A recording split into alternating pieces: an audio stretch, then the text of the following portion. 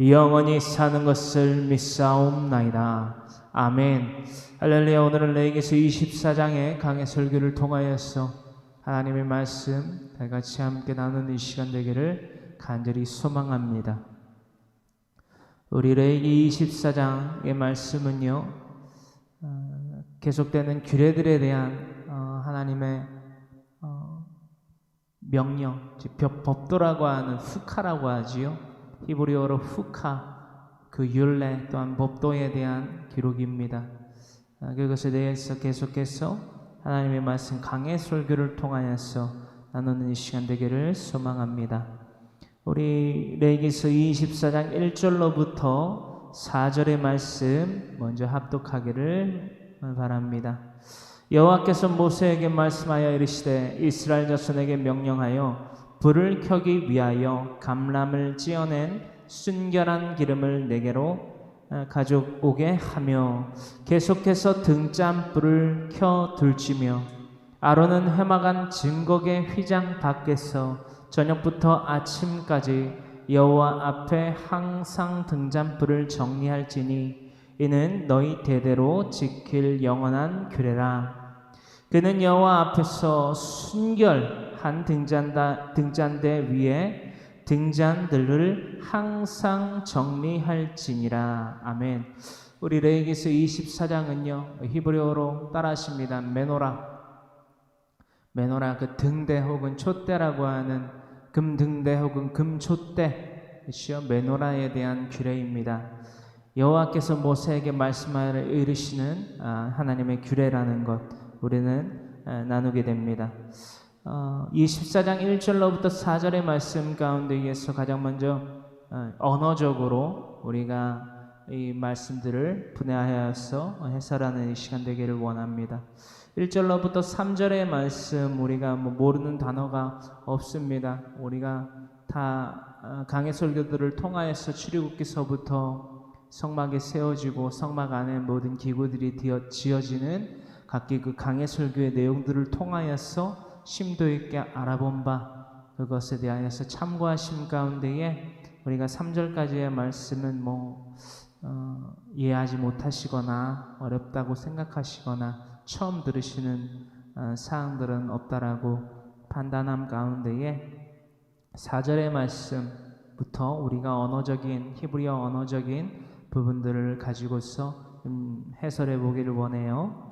4절의 말씀입니다. 그는 여호와 앞에서 순결한 등잔대 위에 등잔에 대한 것 가운데에 순결이 무엇인지 우리가 먼저 나눠보기를 원해요. 우리가 나누고 있는 등대는 바로 메노라라고 히브리어로 말하고요.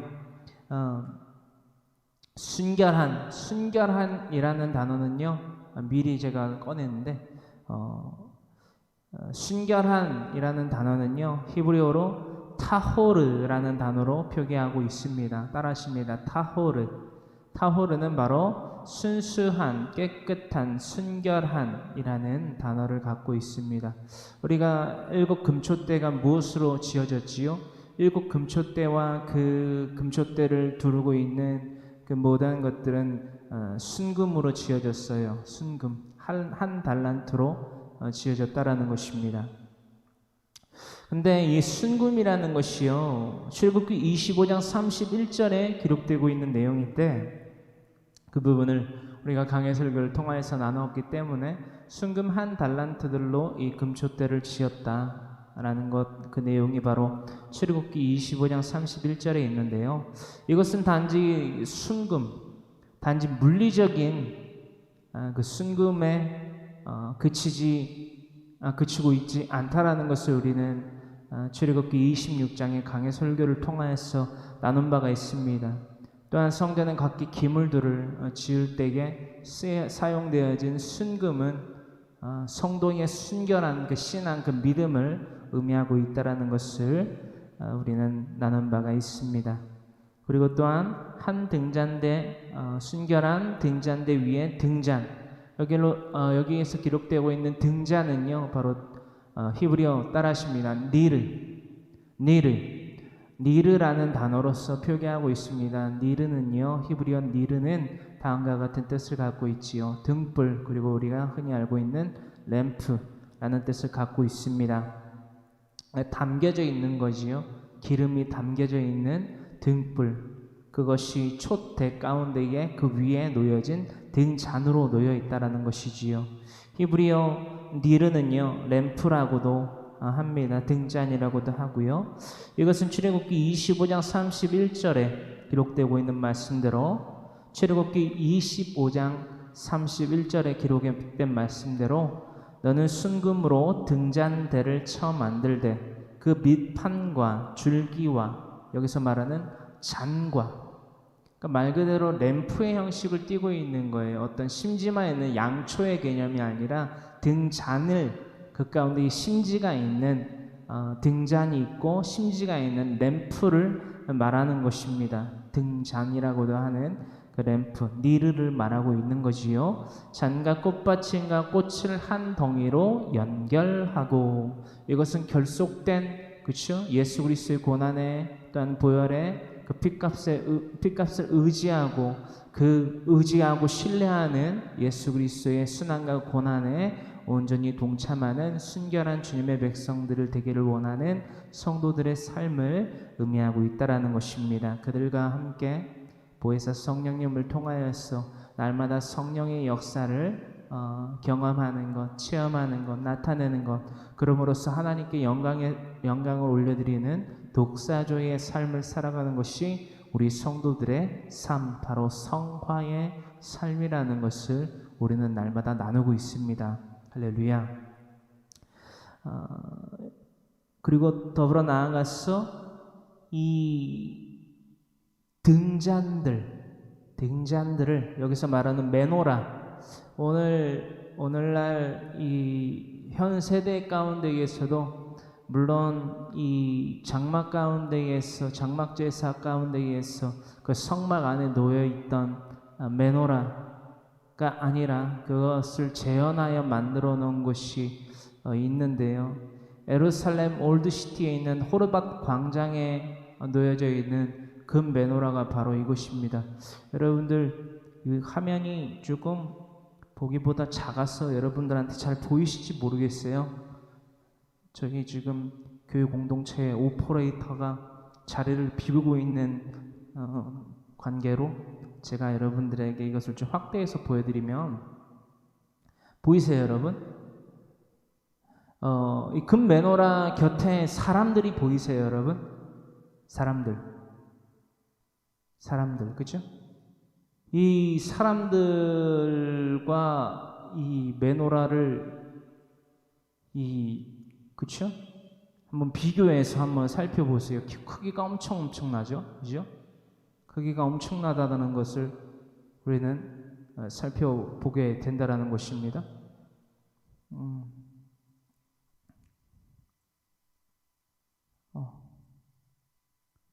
잠시만요. 네. 엄청난 크기의 메노라가 이 예루살렘 올드시티 호르밧 광장에 있다라는 것을 우리가 사진을 제가 준비하여서 여러분들에게 보여드리고 있습니다. 실제 이 메노라는 아니고요. 그것을 재현하여서 또한 크게 확대하여서 이들이 제작한 메노라라는 것을 참고로 말씀을 드립니다. 이 등잔불을, 이 금초대의 불을 항상 정리하라고 모세를 통하여서 그 대제사장인 아론에게, 또한 그 제사장 집안에게 명령하셨다라는 거예요. 이 여기서 말하는 항상은요, 이 히브리어로 따라하십니다. 타미드. 히브리어로 타미드는요, 연속, 계속, 영속이라는 개념을 갖고 있습니다. 뜻을 갖고 있어요. 연속, 계속, 영속이라는 뜻을 갖고 있습니다. 그러니까 이게 어떤 말씀이냐, 여러분, 날마다 하나님의 말씀을 통하여서 내 삶을 비추라는 거지요. 계속해서, 또한 연속해서, 또한 영속해서. 하나님의 말씀을 내 삶 가운데에 비추라는 거예요. 복음을 전파하고 하나님의 말씀을 가르쳐 지켜 행하게 하는 하나님의 사랑, 거룩한 미크라 코데시, 성애들의 삶, 에클레시아, 교회들의 삶을 살아가라 명령하신 것이라는 것입니다. 할렐루야. 그리고 그것들을 날마다 정리할지니라 라고 명령을 하셨는데, 여기서 정리에 해당하는 단어는요, 히브리어로 따라하십니다. 아라크입니다. 아라크. 날마다 하나님의 말씀대로 우리들의 삶이 계속하여서 타미드하여서 계속해서 정리되지 아니하면, 어지럽혀지면, 그렇죠? 그 삶은 결코 평안해질 수 없다라는 사실들을 우리는 레위기서 24장 1절로부터 4절의 말씀들 가운데에 기록되고 있는 히브리어 언어들로 다음과 같이 해설할 수 있다라는 것입니다. 히브리어로 아라크라는 단어가 있습니다. 따라하십니다. 아라크. 아라크라는 단어는요, 정돈하다, 배열하다, 혹은 배치하다, 값을 정하다 라는 뜻을 갖고 있습니다. 날마다 우리들의 삶 가운데 하나님의 말씀을 통하여서 우리들의 삶을 질서 정연하게 거룩한 코데시의 카도심의 삶을 삶 가운데에 더불어 나아가서 우리에게 가장 값진 신령한 양식이 되어주시는 하나님의 말씀, 하나님의 입으로부터 나오는 모든 신령한 그 말씀을 통하여서 날마다 우리의 삶이 내어 비춰지기를 간절히 소망합니다. 그런 삶이 아니라면 도저히 좋은 날을 볼 수 없습니다. 하나님을 볼 수 있는 자들이 없어요. 즉 천국을 누릴 수 있는 자들이 없다라는 것입니다. 오늘 천국에 대한 개념 두 가지를 아주 심도 있게 알아볼 것인데, 그 천국에 우리가 거할 수 있는 자격이 필요하다라는 거예요. 그것이 바로 3절로부터 4절에 기록되고 있는 날마다 우리들의 삶 가운데에서 등잔불을, 즉 하나님의 말씀을 꺼뜨리지 아니하고 날마다 우리들의 삶 가운데에서 거룩함을 갖추는 도구로 사용해야 된다라는 것, 우리가 잊지 아니하길 간절히 소망합니다. 1절로부터 4절의 말씀을 정리하면요, 등잔불은 하나님의 말씀을 뜻합니다. 더불어 나아가서 모세에게로 가져오게 한 성도들이 정성스럽게 짜내어 가져온 기름은요, 이 감람류는요, 성도들의 인생과 또한 애물의 섬김에 대한 이 자원 제물에 대한 것을 뜻하고 있습니다. 성막 제사에 참여하고자 하는 자들, 즉 하나님을 믿는다라고 말하는 자들, 그 거룩함에 대하여서, 그렇죠? 미크라 코데시, 성행의 삶을 살아가고자 하는 자들이 가장 값진 것으로 이 감람류, 즉 인생을 뜻하는 이 감람류를 동원해야 된다라는 것, 동반해야 된다라는 것을 나타내고 있습니다. 더불어 나아가서 그 등잔을 정리하는 자는, 그렇죠? 아론인데, 오늘날 아론은 안 사라져 있잖아요. 오늘날 이 현 세대 가운데에서 이 등잔을 정리하는 자를 비유하자면 하나님의 말씀을 가르쳐 지켜 행하게 하는 교회 공동체의 말씀을 전파하는 자, 저와 같은 황모세와 같은 자를 의미하고 있지요. 즉 복음 전파 사역이 계속 지속되어져야 된다는 것, 그렇죠? 타미드에 져야만 된다는 것, 그렇죠? 타미드는 연속, 계속, 영속이라는 뜻을 갖고 있다라고 여러분들에게 말씀드린 바가 있습니다. 여러분, 이거 계속해서 복음 전파 사역이 지속될 때에, 즉 꺼지지 않게 될 때에, 그렇죠? 또한 성도들의 이 감람류의 그 섬김, 그렇죠?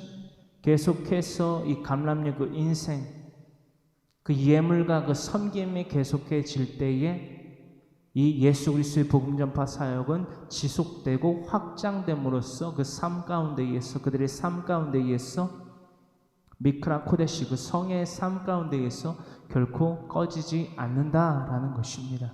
할렐루야.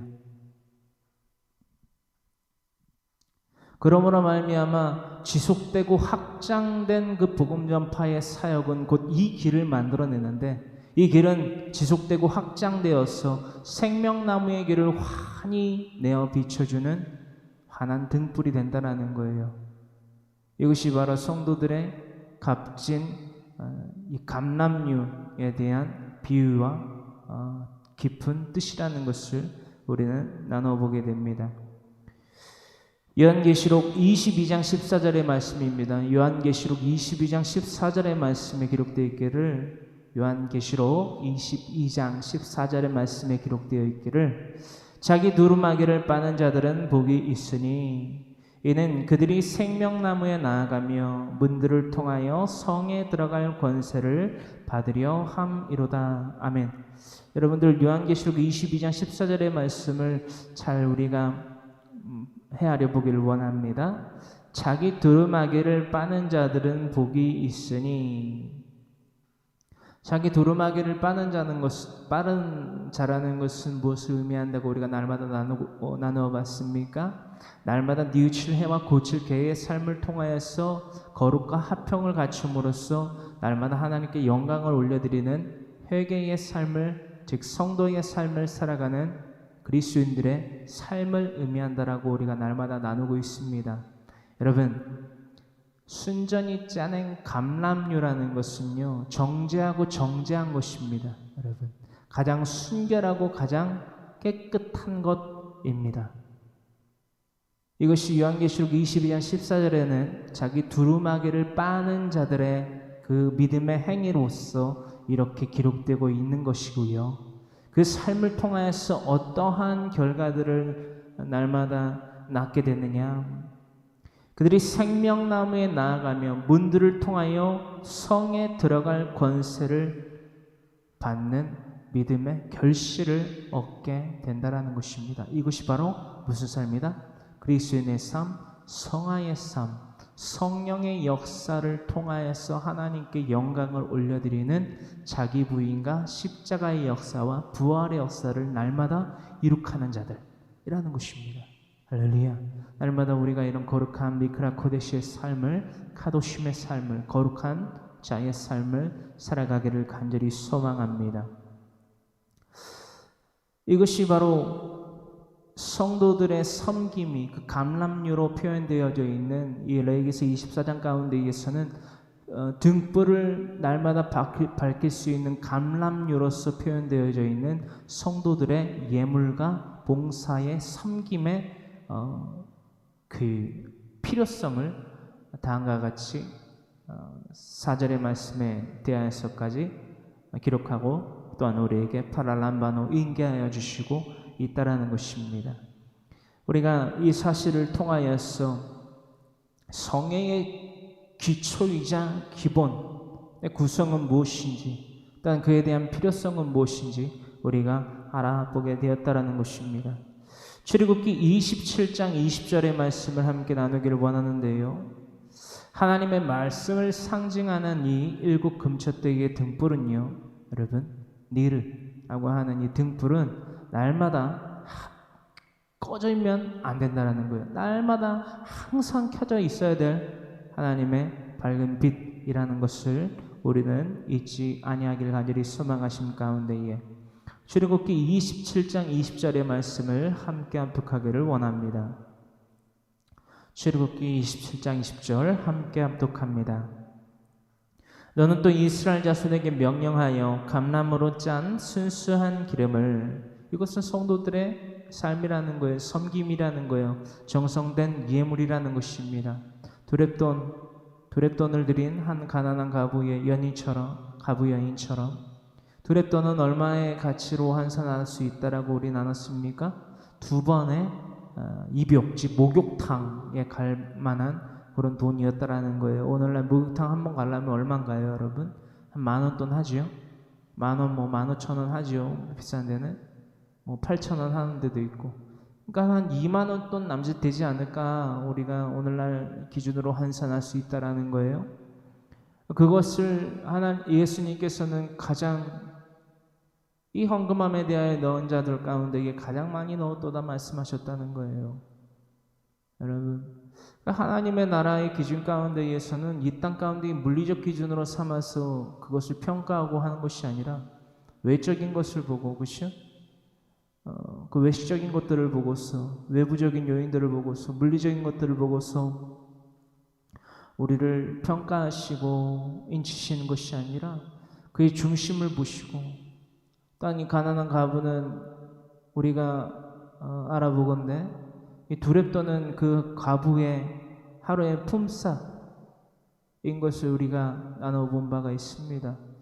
이 하루의 품삯으로 거둬들인 이 수확물이, 이 소산이 없다면 그 여인은 하루를 굶을 수밖에 없는 상황이라는 거예요.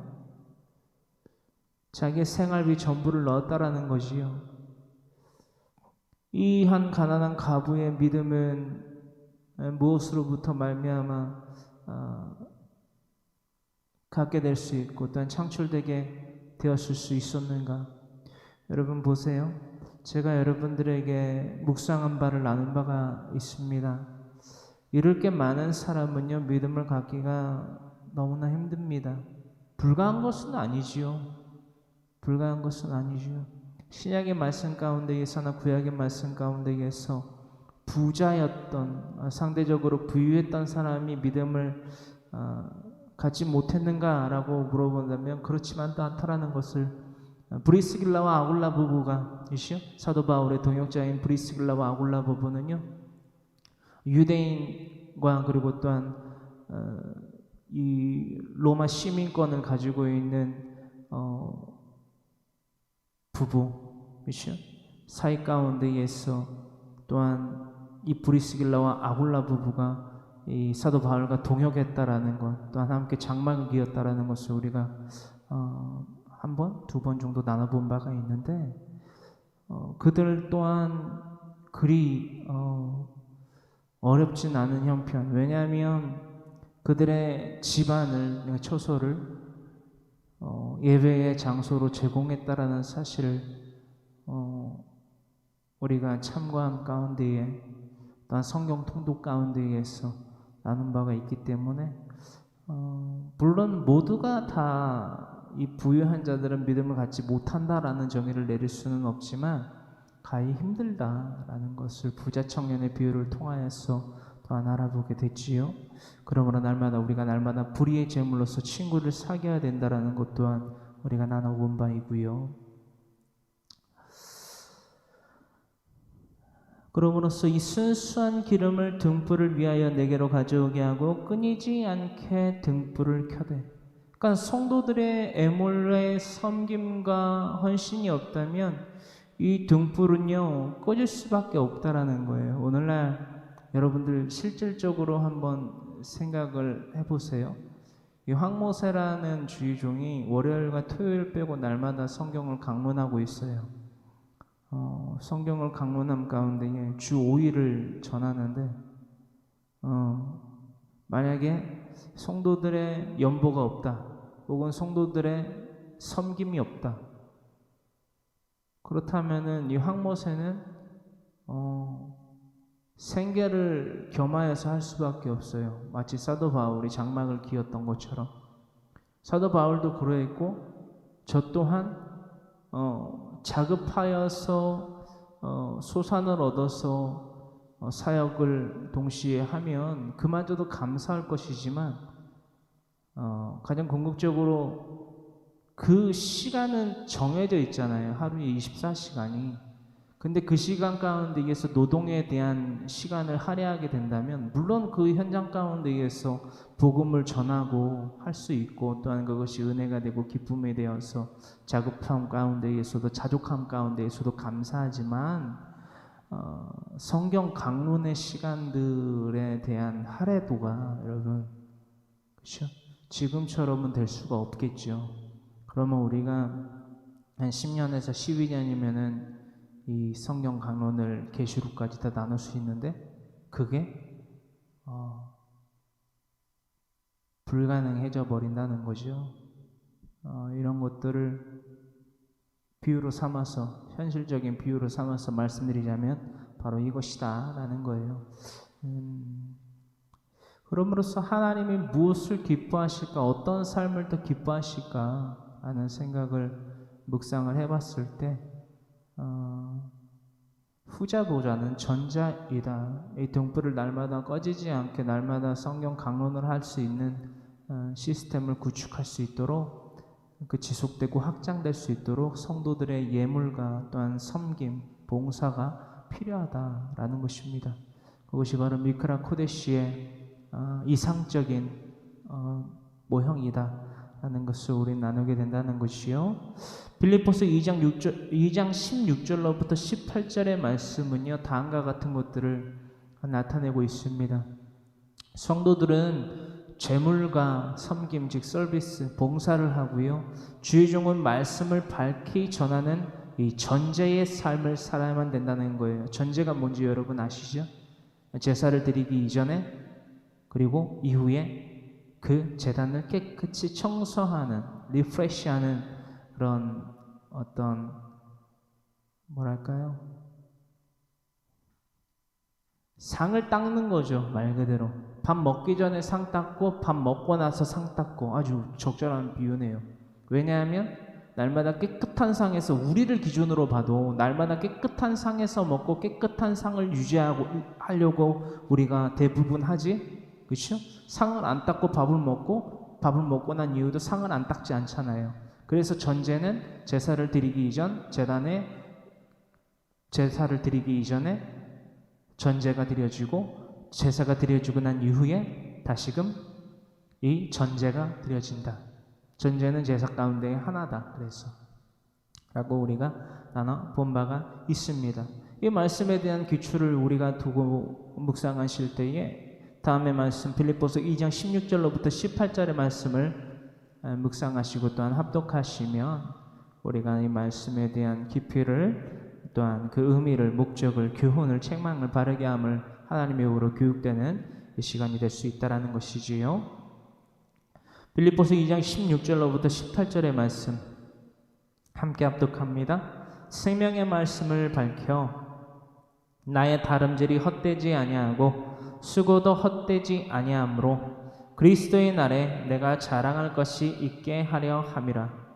만일 너희 믿음의 재물과 섬김 위에 내가 나를 전제로 드릴지라도, 그러니까 성도의 삶은 전제와 같은 거예요. 그러면은 성도들의 그 감람류, 그렇죠? 봉사와 섬김과 애물의 그 섬김을 통한 제사는 뭐죠? 사도들은, 저와 같은 이 주의 종들은 전제로 드려져요. 그러니까 시작과 나중으로 드려지고, 성도들의 삶, 그 감람류의 인생으로 드려지는 제사의 예물은 언제 드려져요? 본 제사에 드려지는 거예요. 어떤 말씀인지 아시겠죠? 감람류가 뭐라고요? 성도의 삶이다. 그러니까 성도의 삶을 통하여서 예배가 본체적으로 드려지는 거예요. 여러분, 이 성만개 제사 가운데에 드려졌던 순전일장 감람류들 있잖아요. 순결한 감람류. 여러분, 그것이 성도의 삶을 의미하고 있다. 그것이 곧 본 제사, 중심 핵심적인 제사이다. 성도의 삶이. 그렇다면 이 사도 바울이 말하고 있는 것처럼 전제는 누구의 삶이다? 주의 종들의 삶이다. 사역자들의 삶이다. 라는 것을 우리는 분명히 살펴보게 됩니다. 그러니까는 우리들의 본된 그 핵심의 제사의 핵심이 되는 성도들의 삶이, 여러분, 남은 시간으로 하나님의 말씀을 대하고 남은 시간으로 하나님께 기도를 하는데, 자 보세요. 내 삶 가운데에서 나의 하루의 첫 것을 하나님께 드리지 않고 첫 그 시간을 하나님께 독대하는 시간을 갖지 아니한다면 다 쓰고 남은 시간과 다 쓰고 남은 열정을 가지고 하나님의 말씀을 읽고 또한 기도를 한다면, 여러분, 그 말씀이 도대체 그 사람에게 어떤 유익을 가져다 줄 수 있으며 그 사람의 기도는 또한 무엇을 위하여서 부르짖는 기도가 될까요? 내가 하나님이 아닌 내 지성과 감정과 의지대로 살아가는 우상 숭배의 삶을 더 풍부하게 살게 해주세요. 더 오래오래 살게 해주세요. 라는 기도밖에 안 된다라는 거예요. 이게 바로 욕심이라는 거예요. 야고보서 1장 14절의 말씀이에요. 12절로부터 욕심이 잉태한즉 죄를 낳고 죄가 장성한즉 사망을 낳느니라. 근데 우리가 그 가운데에서 말하는 거예요. 아, 하나님이 우리를 시험하시는구나. 아, 나를 시험하시는구나. 하나님은 그 누구도 시험하지 않으십니다. 시험 받지도 아니하시고요. 오직 각기의 욕심에 이끌려서 이 시험을 받는다는 거예요. 이 시험이 뭐라고요, 여러분? 노키마족, 믿음에 대한 시험이 아니라 베이라족, 멸망에 대한 시험이라는 거예요. 그러므로 욕심이 잉태한 즉 죄를 낳고 죄가 장성한 즉 사망, 즉 멸망을 낳는다라는 그 결과에 처할 수밖에 없다라는 사실을 저 여러분들은 잊어서는 안 됩니다. 여러분, 날마다 하나님의 말씀을 가르쳐 지켜 행하게 하는 삶이 되어야 되지, 날마다 죄를 짓고 살아가는데 부모와 남편과 아내와 내 자녀들과 내 친지들과 이웃들의 삶에 대하여서 박수를 쳐주거나 사랑의 괜찮아를 외치거나 본디오 빌라도와 같이 손을 씻으면서 나는 죄가 없다, 나는 저들을 사랑한 것뿐이다, 나는 저들을 격려한 것뿐이다 라고 한다면 결국 그 사람, 그 죄인들과 결코 다를 바가 없는 것뿐만이 아니라 더한 거예요. 본디오 빌라도와 같은 삶을 살았기 때문에 그자의 삶은요, 하나님을 믿는 삶이 될 수 없습니다. 하나님을 믿지 않는 자들은 어떻게 됩니까? 지옥불에 떨어져요. 여러분, 이게 진리예요. 하나님이 만드신 천지와 만물 가운데에 먹을 것, 마실 것, 입을 것을 통하여서 하나님께 영광을 돌리지 않고 하나님을 믿는다는 것이 무엇입니까? 하나님께 영광을 올려드리는 삶인데, 그 하나님께 영광을 올려드리는 삶을 살아가기 위해서 우리가 기초적으로 필요한 먹을 것, 마실 것, 입을 것을 우상을 숭배하는 삶을 위하여서 살다니요, 여러분. 그러면서 그 삶을 더 영위하게 하여 주시라고 기도한다니요. 이게 말이 다 됩니까, 여러분? 안 돼요. 그 삶은 결코 좋은 날을 볼 수 없습니다. 17절, 만일 너희 믿음의 재물과 섬김 위에 내가 나를 전제로 드릴지라도 나는 기뻐하고 너희 무리와 함께 기뻐하리니 이와 같이 너희도 기뻐하고 나와 함께 기뻐하라. 하나님께 드리는 제사가요, 영적 예배가요, 그 어떤 삶보다 날마다 기쁘고 감사한 삶이 될 수밖에 없어요. 여러분, 그 삶을 살면요, 날마다 팔 동동 골리면요 배만 가라앉죠. 여러분, 우리들의 삶은요 지금 밑 빠진, 여러분 독과 같이 밑 빠진, 밑이 뚫린 배와 같은 삶이라는 거예요. 하나님 없는 삶은요 날마다 이런 시급한 삶을 살 수밖에 없습니다. 하나님을 믿는 삶은요 이러한 시급한 삶을 살 수밖에 동시에 없다라는 거예요. 무슨 말인지 여러분 아시죠? 우리의 가정이요, 미크라 코데시, 성회의 삶을 살아가는 에클레시아, 제일 첫 번째 교회 공동체가 되어야만 하는 우리들의 가정이요, 침몰하고 있다라는 거예요. 무엇을 하지 않음으로써? 하나님께 영광을 올려드리는 삶을 살아가지 않고 날마다 우상숭배의 삶을 살아감으로써 날마다 침몰하는, 서서히 가라앉고 있는 그 배와 같이 시급한 상황 가운데에 놓여 있다라는 거예요. 그런데 누군가는 말해요. 지금은 아닌 것 같아. 그때가 올까요, 여러분? 장담하건대 그 생각과 그 말과 그 행동을 내뱉고 행하는 자들에게는 결코 적절한 때가 오지 않습니다, 여러분. 좀 더 자자, 좀 더 눕자. 복음에 대하여서 게으름을 부리는 자들은요 천성이에요. 천성. 여러분, 그 사람은 뭘 해도 안 됩니다. 여러분, 그 사람은 뭘 해도 안 돼요. 그 사람은 하나님을 믿는 사람이 아닙니다. 자신을 믿고요, 자신의 지성과 감정과 의지를 믿고 그것으로서 판단하고 자신의 삶을 다스리는 임금입니다. 여러분, 우리 예수님을 믿는 사람들은요 유일한 임금을 두고 살아갑니다. 오직 하나님, 오직 예수 그리스도. 그것을 잊지 아니하시는 저 여러분들 되기를 간절히 소망합니다.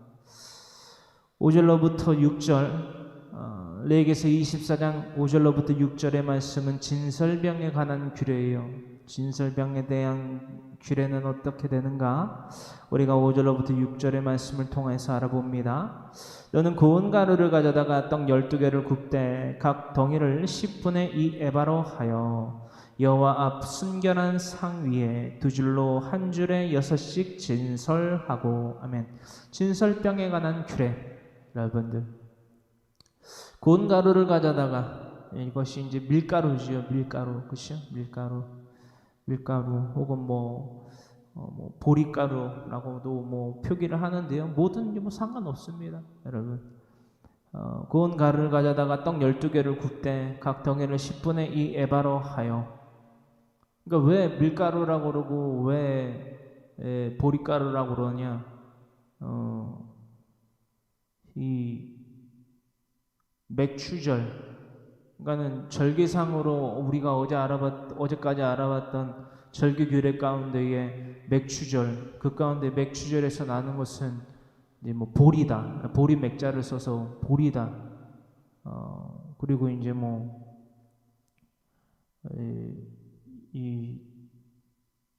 그렇죠? 수장절 가운데에 저장하는 곡식 가운데에 하나는 이제 그 밀이다라고 한다는 거예요. 그래서 이제 밀 혹은 보리 뭐라고 그래도 상관없다는 것입니다. 절기상으로 봐도 그게 맞고요, 여러분. 그렇기 때문에 심지어는 이제 고운 가루가 밀가루다, 이제 보리가루다를 놓고 이제 의견을 이제 다투듯이 나누시는 분들도 좀 계시더라고요. 그러니까 그런 것 갖다 좀 싸우지 마시고, 혈과육이잖아요, 그거는, 그죠? 이 보리면 어떻고 이제 밀이면 어떻습니까? 하나님이 주신 양식인데 그걸 가지고 이제 싸우기보다는 이 세상의 권세들과 거짓 선생들과 또한 우리가 하나님의 말씀인 그 진리를 가지고 맞서 싸워야 될 대상은 그 진리를 거스르는 자들이라는 것을 우리가 잊지 아니하신 채로 살아가시기를 간절히 소망합니다. 이 떡 12개를 굽는데요, 각 덩이를 10분의 2 에바로 하라는 거예요. 그러니까 1 에바가 22kg거든요. 우리 나눠봤죠? 보세요, 여러분.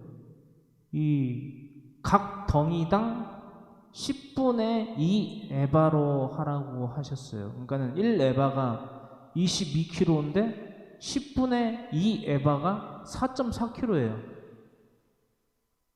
이 무슨 말씀인지 아시겠어요?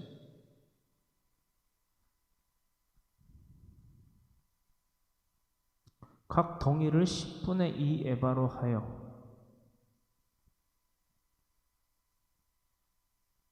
떡 12개를 굽는데 각 덩이마다 10분의 2 에바로 하라는 거예요. 근데 10분의 2 에바가 4.4kg거든요. 이게 무슨 말씀인지 아시겠어요? 엄청난 거예요, 그러니까 크기가. 밀가루 4.4kg, 여러분. 밀가루가 작은 게 하나 1kg거든요. 그거 내포대로 진설병 하나를 만드는 거예요. 여러분, 이 성막 가운데 7 금초대 메노라 건너편에 있는 북쪽을 향하여서 있는, 그죠?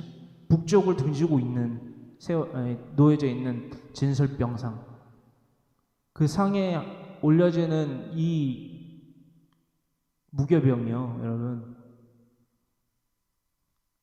하나당 여러분 4.4kg라는 거예요. 하나당. 엄청나죠?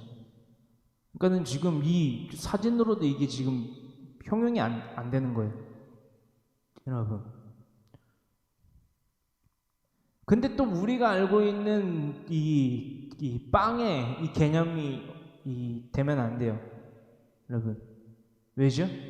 이것은 지금 이스트, 누룩이 들어와 있지 않잖아요. 그러니까 이 밀도가 크지 않고 엄청 조밀조밀한 이 무교병이라는 거죠. 그 점을 또한 우리가 참고함 가운데에서 봐도, 그렇죠? 그 순결함을 또 뜻하고요, 거룩함을 뜻하고요, 여러분. 누룩이 없는 거니까. 참 이게 막 나누면서도 막 홀리한 거예요. 막 거룩한 거예요. 이게 막 느껴지는 거예요. 막 여러분. 그러니까 이게 우리들의 삶이라는 거예요. 진설병이 대단한 게 아니라 진설병이 가지고 있는 그 의미가 우리들의 이 성도의 삶, 그렇죠? 거룩한 성도의 삶, 성결한 삶, 가도심의 삶, 거룩한 삶이 되어야 된다라는 도전을 받게 된다라는 거예요. 그래서 막 가슴이 벅차다는 거죠. 24장 6절의 말씀입니다. 여호와 앞 순결한 상 위에 이 두 줄로 각 줄에 6씩 진설하고, 그러니까 지금의 이 그림과 같이 여러분 진설을 하라는 거예요. 이 12개의 진설병은요, 여러분 12지파를 상징합니다. 이 무교병이지요. 이 무교병은 이 12지파를 상징하고 있어요. 그것이 성막 안에 그 진설병 그 상에 놓여져 있다라는 것, 진설상에 놓여져 있다라는 것을 우리가 나눠본 바가 있고요. 그 말씀에 대해서는 출애굽기 25장 30절의 말씀에 기록되고 있는 말씀, 우리가 강해 설교를 통하여서 나눈 바가 있다라는 것입니다. 출애굽기 25장 30절의 말씀 함께 합독합니다. 상 위에 진설병을 두어 항상 내 앞에 있게 할지니라. 그러니까 항상 이 진설병 가운데 이 무교잖아요, 여러분. 누룩 없는 삶, 그렇죠? 신약의 관점에서 예수님이 곳곳에 말씀하신 그 누룩이 가루 서말 가운데에, 여인이 가루 서말 가운데에 이 누룩을 갖다 넣음으로써 이것이 곧 믿음에 대한 비유인데, 이 비유 말고 이 옛사람에 대한, 그렇죠? 헌 가죽 부대와 같은 옛사람에 대한 비유로 삼았을 때, 특히나 구약에서 주로 삼았던 이 누룩은 우리들의 옛사람을, 죄성을, 그렇죠? 말하고 있다라는 거예요. 신약에서는 로마서 6장 6절에 죄의 멍에를 지지 않게 하시려 이 땅 가운데 오신 예수 그리스도, 그렇죠? 이 죄의 멍에를 뜻하고요, 그렇죠? 신약의 관점에서는 로마서 6장 6절의 관점에서 그렇습니다. 출애굽기 25장 30절의 말씀에서도 우리가 알아봤지만 항상 그 진설병을 하나님 앞에 한 주 동안 내어놓거든요. 오늘 우리가 또 나눠볼 거지만 한 주 동안 안식일날 이제 리프레시, 새로운 진설병을 가져다 놓는데, 그리고 이제 그것을 요자를 삼아서 거제물로서 제사장이 분깃으로 삼는데요. 다 이해되시죠? 요제를 통해서 거제물로 삼는다. 무슨 말씀인지 다 이해되시죠? 이게 놀라운 거예요, 여러분. 요제를 통해서 거제물로 삼는다. 누가? 제사장. 이걸 알아듣는 게 이게 굉장한 거예요, 여러분. 근데 이걸 알아듣는 분들이 있고 없는 분들이 있어요. 공통점은 뭐예요? 예수님을 믿는다라고 말해요. 근데 누구는 알아듣고 누구는 못 알아들어요, 여러분. 이게 또 굉장한 거죠. 그래서는 안 되는 건데, 그렇죠? 진설병을 항상 내 앞에 두라 말씀하신 하나님, 그것은 뭐예요? 날마다 관계하기를 원하시는 거예요. 날마다 거룩함 가운데에 거룩과 화평을 누리게 하시는 거예요. 하나님 안에서. 하나님 안에서. 성막제사의 개념이잖아요, 여러분. 지금 출애굽기 25장 30절. 그것을 날마다 명하시고 그것을 날마다 그들 민족 가운데에 모세를 통해서 제사장 집안을 통하여서 날마다 요구하셨다 라는 것. 거룩을 요구하셨다. 이 모든 우리가 나누고 있는 율법과 규례와 율례는요, 그들을 죽이시기 위하여서 내리신 것이 아니라, 여러분, 그들을 거룩히 구별하여서 하나님 안에서 화목을 누리게 하시기 위한 생명의 법이다. 할렐루야. 또 다른 관점에서 구약의 이 율법은요, 죽이려고 명하신 것이 아니라 살리려고 명하신 거다. 근데 그게 이스라엘 백성들이, 우리가 나중에 또 알아볼 거지만, 이스라엘 백성들이 하나님의 그 정의를 굳게 만들어 지켜 행함으로써 사망의 법으로 만들어 버린 거예요. 누가요? 사람이. 여러분, 제가 1월 달에 이스라엘 가서 느끼고 온 아주 큰 게 하나가 있다라고 말씀드렸잖아요. 진짜에 가짜가 섞이면 악취가 난다. 여러분, 그게 하나님의 율법 가운데에서 살아갔던 이스라엘 백성들이 부패하여서 풍기게 된 악취와 같다라는 것입니다, 여러분. 지금도 이스라엘 땅에 유대인들이 살잖아요, 여러분. 얼마나 많은 불법들을 받는지 몰라요, 저는. 2주 동안 있으면서. 횡단보도 무단횡단 하는 사람들을 보면요, 열의 9은 유대인들이요. 아랍 사람들이 도리어 되게 상냥하고 친절하고 잘 웃어요. 그게 또 이제 하나의 좀 컬처 쇼크였거든요. 아랍인들이 되게 강하고 막 투박하고 이럴 줄 알았는데 유대인들이 오히려 되게 틱틱거리고요. 이 틱틱거린다는 게 되게 센치해요. 센치하고 좀 웃지도 않고 어린 아이들조차도 되게 이방인들을 되게 무시하는 그게 느껴져요. 막 느껴지고 가보신 분들은 아시겠지만 아무튼 그럽니다. 그래서 되게 상당한 이 컬처, 이 문화적 충격을 받았다라는 것을 좀 말씀드리고 싶어요.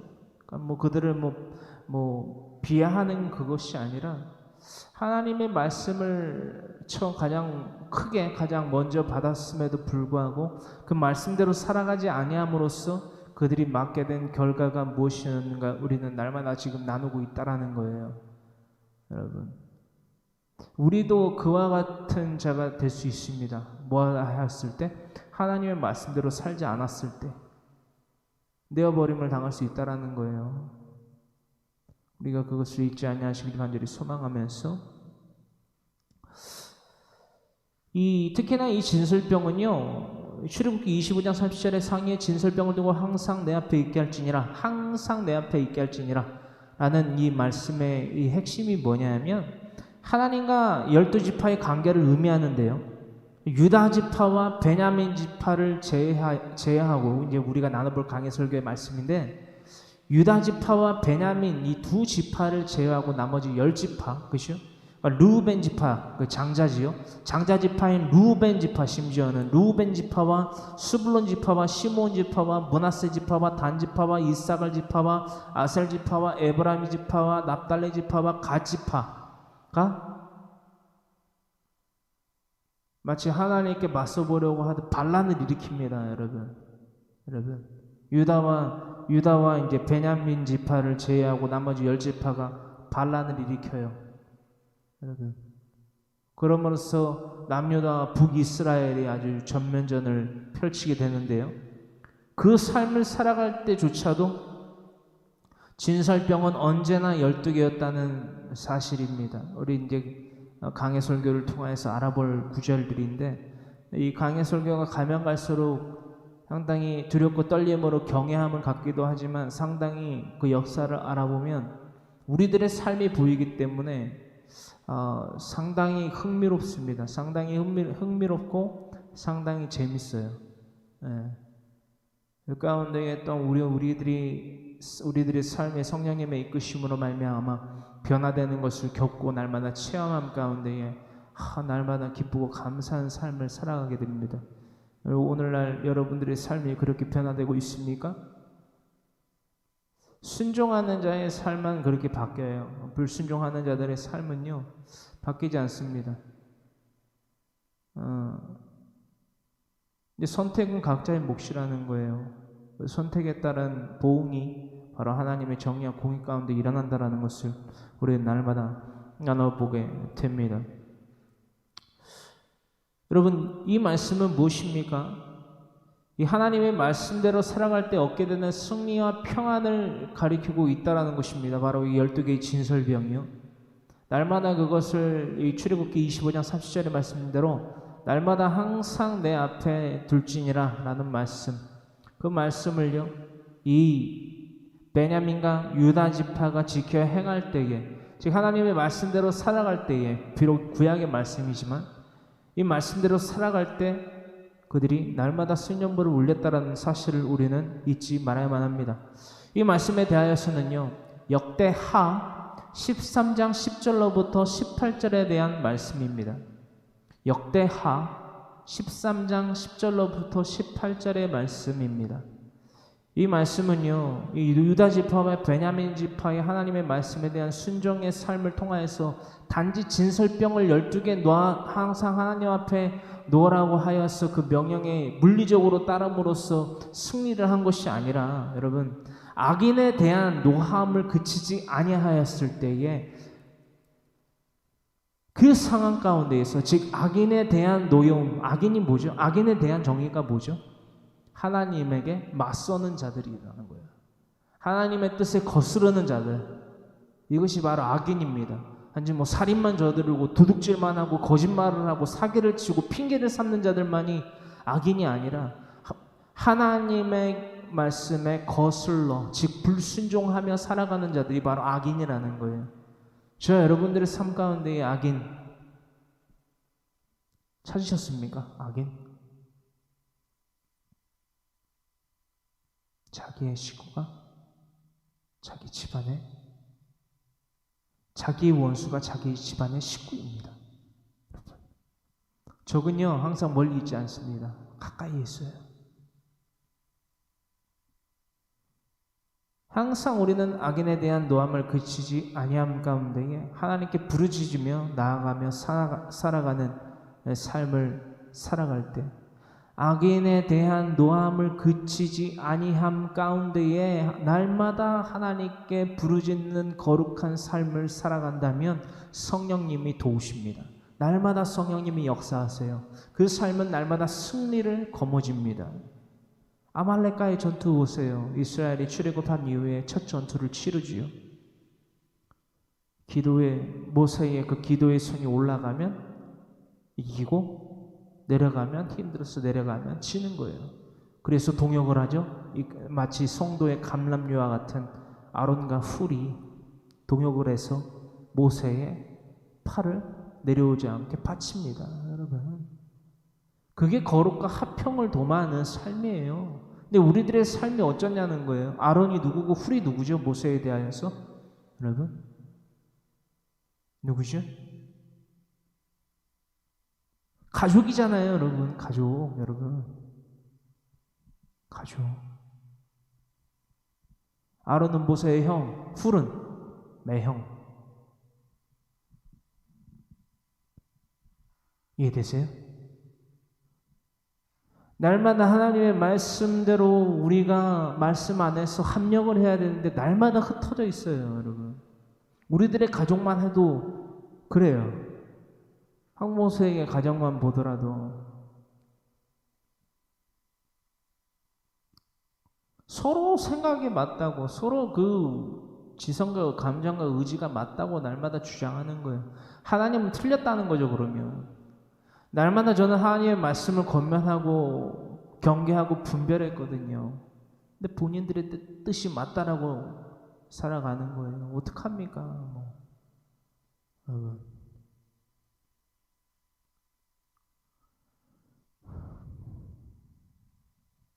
저는 권면하고 기다리겠다고 했으니 언젠가는 깨달으면 올 테고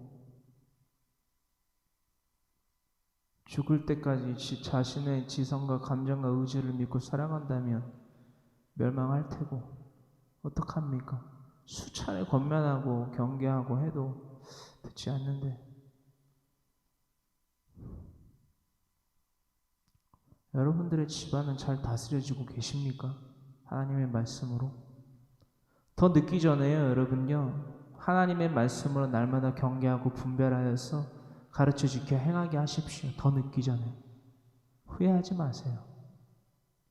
후회는 절대 어떠한 유익도 우리에게 줄 수 없습니다. 여러분 미리 말씀드려요. 후회는요, 여러분들의 두 눈에서 피눈물이 나고 어떤 눈물이 나도 그 후회는요, 여러분들에게 어떤 유익도 단 1%도 여러분들에게 유익 줄 수 없습니다. 미리 말씀드립니다. 저와 같은 후회를 하지 마세요. 후회는 우리의 삶의 유익과 절대 상관없습니다. 여러분, 회개를 하세요. 예수 그리스도의 복음을 전파하세요. 하나님의 말씀을 가르쳐 지켜 행하게 하세요. 그것만이 여러분들의 참된, 여러분들의 입가에서 참된 미소가 지어질 수 있는 유일한 방도입니다. 제 말씀 여러분 흘려듣지 마세요. 절대적인 말씀입니다. 이것은 날마다 하나님의 말씀을 가르쳐 지켜 행하게 하는 우리 모두들 되기를 간절히 소망하면서 역대하 13장 10절로부터 18절의 말씀 함께 합독합니다. 우리에게는 여호와께서 우리 하나님이 되시니, 이게 누구예요 여러분? 베냐민과 유다, 그러니까 남유다죠. 남유다. 우리에게는 여호와께서 우리 하나님이 되시니 우리가 그를 배반하지 아니하였고 여호와를 섬기는 제사장들이 있으니 아론의 자손이요 또 레위 사람들이 수중들어. 그러니까는 하나님께 드리는 예배, 그 제사를 사모한 남유다예요, 여러분. 그렇죠? 역대하의 말씀 우리가 지금 나누고 있다라는 거예요. 역대하 13장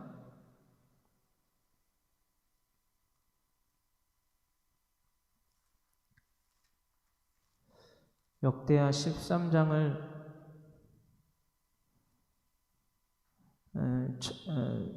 바라보기를 원합니다. 이것은 여로보암 왕 때에 북이스라엘의 왕 여로보암 왕 때에 이제 아비야 왕이 이스라엘 북이스라엘 향하여서 공포한 내용이지요.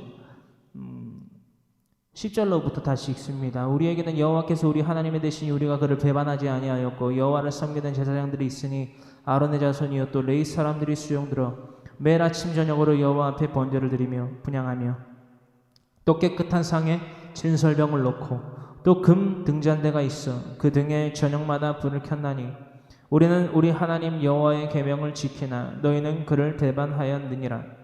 하나님이 우리와 함께 하사 우리의 머리가 되시고 그의 제사장들도 우리와 함께하여 전쟁의 나팔을 불어 너희를 공격하느니라. 이스라엘 자손들아 너희 조상들의 하나님 여호와와 싸우지 말라. 너희가 형통하지 못하리라. 그러니까 날마다 하나님의 말씀을 굳게 만들어 지켜 행하는, 또한 우상 숭배를 하는 삶을 삶 가운데에서 날마다 하나님을 믿는다라고 말하는 거짓말하는 자들, 속이는 자들, 그들은 다 성 밖에 있다라는 거예요. 지금 북이스라엘을 향하여서 여러분 아비야 왕이 여로보암 왕과의 그 전쟁을 선포하는 가운데에 이 경고를 하는 거예요. 너희 조상들의 하나님 여호와와 싸우지 말라. 너희가 형통하지 못하리라. 반드시 너희들이 멸망된다는 거죠. 여러분, 이게 복음 전파의 사명을 누리고 있는 저 여러분들이 외쳐야 될, 공포해야 될 하나님의 말씀이라는 거예요. 회개하라, 천국이 가까이 왔느니라. 뭐예요? 임박한 진노의 때를 피할 수 있는 방법은 유일하다라는 거예요. 뉘우칠해봐 고칠게. 회개의 삶을 살아감으로써 물과 성령으로 거듭나지 아니하는 자들은요 결코 천국에 들어갈 수 없다라는 거예요. 요한복음 3장 14절로부터 기록되고 있는 말씀, 어떤 말씀이지요? 사람이 만일 물과 성령으로 거듭나지 아니하면 하나님의 나라에 들어갈 수 없느니라. 여러분, 모세가 광야에서 뱀을 든 것 같이 인자도 들려야 하리라. 인자가 이 땅 가운데 온 것은 이 세상을 멸절하러 온 것이 아니라 심판하러 온 것이 아니라 생명을 주러 왔노라. 15절 말씀. 이게 다 무슨 말씀이냐는 거예요, 여러분. 물은 뭐죠? 물과 성령으로 거듭나야지 하나님의 나라에 들어가는데, 물은 뭐죠? 원죄를 사함받는 거예요. 뉘우칠 회예요. 그래서 고칠 개의 삶을 살아가야만 합니다. 나는 죄인이니까. 나는 원죄로 말미암아 이미 죽을 수밖에 없는 멸망할 자입니다. 그러므로 내가 나의 죄를 사하여 주시는 예수 그리스도의 보혈을 의지합니다. 그래서 배프티즘, 침례를 받는 거예요. 세례를 받는 거예요. 물이지요, 물, 워터. 이 물로 말미암아 원죄를 사함받고요, 성령으로 말미암아 성화의 삶을 사는 이 성령으로 말미암아 우리는 영원한 하나님의 나라에 들어가게 되는 거예요. 물로만 거듭났다고 해서 끝나는 것이 아니라 성령으로 거듭나야지 최후에 생명나무에 참여하는 자들이 된다라는 거예요. 요한계시록 22장 14절. 할렐루야. 이 개념들을 우리가 다 알고 있어야 돼요. 그래야지 나 교회 다녀, 나 예수님 믿어, 말로만 스스로 자의를 하는 거예요. 여러분, 스스로 위안을 삼는 거예요. 그것으로서 나 교회 다니는 사람이니까 난 구원 얻어, 나 예수님 믿는 사람이니까 구원 얻어, 이러고 살아가는 거예요. 구원파와 똑같은 거예요. 그러니까 오늘날 저와 여러분들의 가정 가운데에서 이런 구원파와 같은 사상들에 잠들어서 잠식되어서 살아가는 자들이요 허다하게 많습니다, 여러분. 그래서 죄를 짓고도 아무런 죄의식이 없는 거예요, 여러분. 그래서 사회적 무리를 일으켜도 여러분들 죄의식을 못 느끼는 거예요, 여러분. 여러분, 죄는요, 죄가 우리에게 주인 노릇을 하지 못하게 만들어야만 합니다. 주인 노릇할 수밖에 없는 삶을 우리가 살아간다면 여러분, 그것은 예수님을 믿는 자의 삶이 아니라는 거예요. 여러분들의 삶 가운데 이 주인은 누구이십니까? 아직까지 여러분들의 지성과 감정과 의지라면 여러분들은요, 우리들은요, 우리의 지성과 감정과 의지로 말미암아 우리들의 삶을 살아가는 자가 바로 우리라면 우리는 하나님 믿는 거 아니에요, 여러분. 거짓말하는 거예요. 속이는 거예요. 착각이에요. 리플리 현상이라는 게 있어요. 내가 어떠한 존재다라고 말을 하고 계속 거짓말을 하고 다니면 내가 진짜 그 사람이 된 줄 알아요. 그건 착각이에요, 여러분. 김칫국 마시는 자들이란 말이에요. 안 돼요, 여러분. 우리 그 삶에서 빨리 도망쳐야 돼요. 하나님에게로. 할렐루야. 13절, 역대하 13장 13절. 여로보암이 유다의 들을 둘러 복병하였으므로 그 앞에는 이스라엘 사람들이 있고 그 뒤에는 복병이 있는지라. 유다 사람이 뒤를 돌아보고 자기 앞뒤에 적병으로 말미암아 여호와께 부르짖고 제사장들은 나팔을 부니라. 유다 사람이 소리 지르매 유다 사람이 소리 지를 때에 하나님이 여로보암과 온 이스라엘을 아비야와 유다 앞에서 치시니 이스라엘 자손이 유다 앞에서 도망하는지라. 하나님이 그들의 손에 넘기셨으므로 아비야와 그의 백성이 크게 무찌르니 이스라엘의 택한 병사들이 죽음을 당하고 엎드러진 자들이 50만 명이었더라. 여러분, 그때에 이스라엘 자손이 항복하고 유다 자손이 이겼으니 이는 그들이 그들의 조상들의 하나님 여호와를 의지하였음이라. 여러분, 아비야 왕 때 여로보암 왕 그 북이스라엘들을요 다음과 같이 크게 대승하게 하셨던 것처럼 날마다 우리들의 삶 가운데에서도 여러분, 이들이 12지파 가운데에 베냐민과 유다 지파를 제외하고 나머지 10지파는 뭐예요? 형제예요. 이스라엘의 자손이에요. 야곱의 자손이란 말이에요. 식구란 말이에요. 자기 집안의 식구가 자기의 원수라니까요, 여러분. 자기 집안의 식구 가운데에 하나님의 말씀을 거슬러서 하나님을 대적하는 자들이 있다니까요. 여러분들의 가정 가운데에 없습니까? 있어요. 자기 집안의 식구가 자기 원수가 맞다라는 거예요, 여러분. 어떻게 해야 될까요? 날마다 아비야 왕처럼 이 여로보암 왕을 중심으로 살아가는 북이스라엘에게 택한 병사들 50만 명한테 날마다 공포하듯이 날마다 우리들의 삶 가운데에서 우리가 사랑한다라고. 아비야 왕이요, 이 베냐민과 유다 지파를 중심으로 한 이 아비야 왕이요, 형제를 사랑했어요, 여러분. 말로만 떠드는 것이 아니라 사랑했단 말이에요. 하나님의 제사의 제단 가운데에서 날마다 제사를 드릴 때에 빠지지 않고 12개의 진설병을 항상 놨단 말이에요. 날마다 그 등불을 꺼뜨리지 않았다는 거예요. 날마다 하나님의 말씀대로 살아가기 위해서 내가 등불을 날마다 밤마다 켰다라는 거예요. 이게 뭐예요? 이제 이 등잔을 청소했다라는 거죠. 날마다 우리들의 삶이 그렇게 살아가고 있냐는 거예요.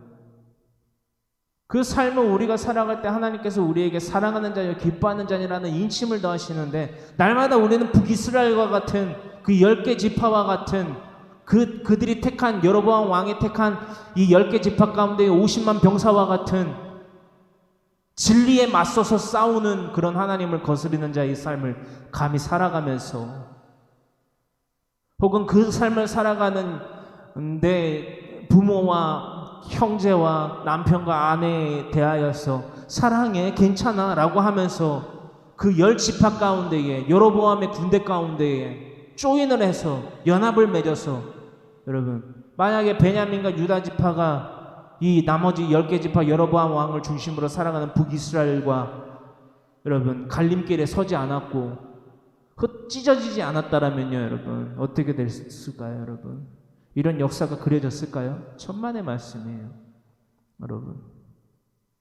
항상 하나님은요 수많은 다수의 악인 가운데에 의인을 심어 놓으세요. 여러분, 이 베냐민과 유다 지파와 같은 이 소수의 지파를 심어 놓으세요. 소수의 하나님의 사람들을 심어 놓는단 말이에요. 하나님의 말씀으로 날마다 무장하고 하나님의 진리를 사모하는 자들, 가르쳐 지켜 행하게 하는 자들을 심어 두신단 말이에요. 여러분, 그 자를 여러분들은 쫓으셔야 돼요. 쫓아야 된다는 거예요. 내보내는 게 아니라 날마다 감람류를 공급하고 날마다 지원을 하고 날마다 사모하고 그들의 입술 가운데에서 전파되는 하나님의 말씀을 사모하고 날마다 거룩과 화평을 쫓아서 하나님 앞에서 놓인 12개의 진설병과 같이 날마다 하나님 안에서의 화목을 누리는 자의 삶을 살아야만 된다는 거예요. 왜 아비야 왕이 여로보암 왕과 그 북이스라엘들에게 이렇게 외쳤는지 아세요? 날마다 12개의 진설병 빠지지 않고 냅뒀다라고 말한 줄 아세요, 여러분? 내가 너희를 사랑한다. 형제인 너희 국가 너희를 사랑한다. 너희 제발 너희의 조상의 하나님 여호와와 싸우지 말라. 너희가 반드시 멸망한다. 반드시 멸망한다. 하나님의 뜻대로 살아가지 않는다면 반드시 멸망한다. 이게 뭐예요, 여러분? 이게 사랑을 증명하는 거고 사랑을 외치는 거예요, 여러분. 날마다 죄를 짓고 날마다 멸망할 수밖에 없는 삶을 살아가고 있는 자들에게 날마다 사랑해, 괜찮아. 다 같이 죽자는 거죠. 다 같이 전멸하자는 거죠, 이거. 여러분. 다 같이 전멸하자는 거죠, 여러분.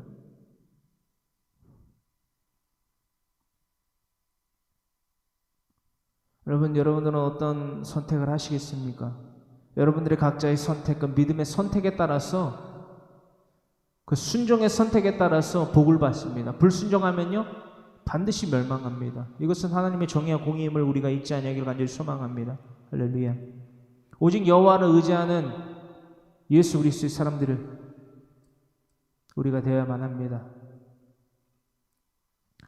레위기서 24장 7절로부터 9절의 말씀인데요.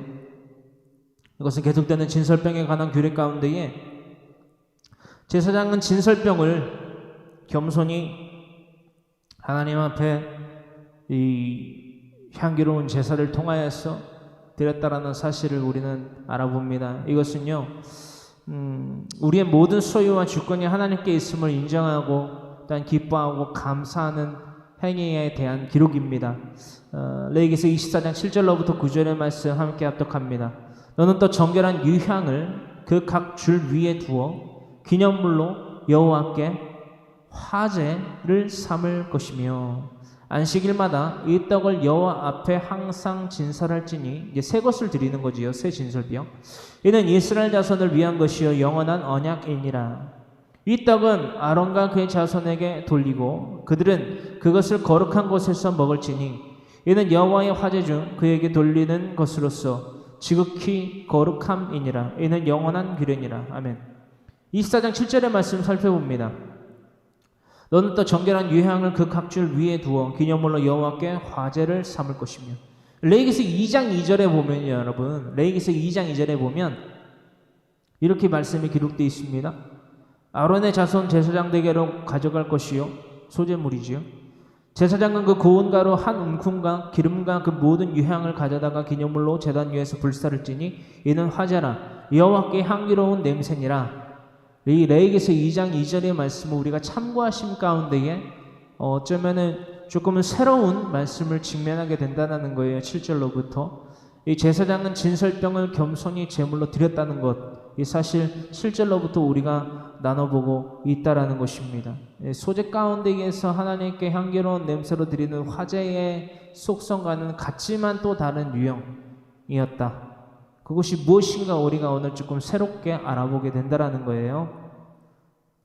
어떤 말씀인지 여러분들이 이해를 하시는가? 여러분들이 반응을 제가 못 보니까 인터넷으로 드리고 있어서 참 오늘도 계속해서 문자가 오는 거예요. 코로나19 확진자가 160 몇 명대 양주 어디서 나오고 의정부 어디서 나오고 계속해서 문자가 오는데 참 우리가 일상생활을 안 살 수 없잖아요. 우리가 먹고 싶은 식료품을 갖다가 비단 쌀이라도 휴지라도 생필품 사러 가지 않을 수가 없고 배달을 시킨다고 그래도 택배를 시킨다고 그래도 어쨌든 간에 사람이 닿았던 손에 우리가 또 접촉하게 되고 하는 것처럼 남용 환자에 대한 규례를 우리가 통해서 또 나눠봤지만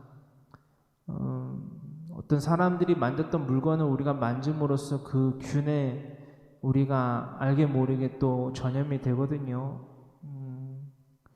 근데 그런 것들에 의해서 혹은 무분별한 어떤 행위도 마찬가지겠지만 계속해서 코로나19의 이 상황이 줄어들지 않고 잠식되지 않고 한다면